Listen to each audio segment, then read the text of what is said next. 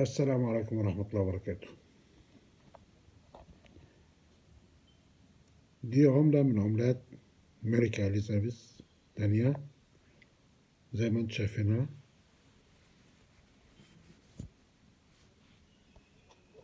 بس عليها رسمة مركب من أيام القراصنة،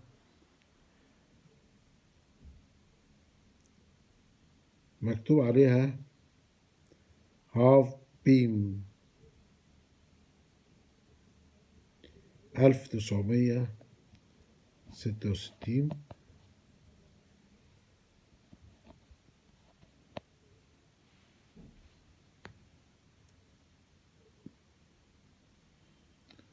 زي ما انتم شايفينها كده.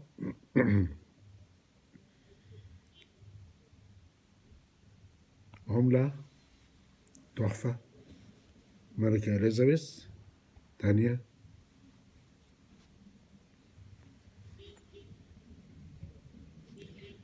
1966. دي من ضمن العملات بتاعت الملكة إليزابيث.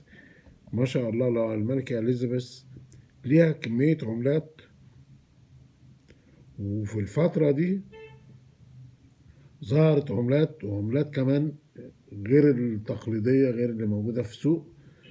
ظهرت عملات أخرى كانت الناس محتفظة بيها، فعملت رواج في السوق، وسعر كل العملات ديت ارتفع بعد ما كانت قيمتها يعني ملهاش قيمة تذكر، ولكن بعد وفاتها كل عملاتها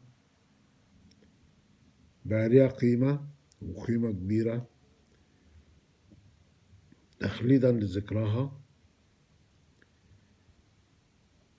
في عملات تانية كتير ليها هنعرضها برضو كل واحدة في وقتها، بس دي حبيت أوريها لكم النهاردة بتاعت الملكة إليزابيث، عملة من سنة 1966.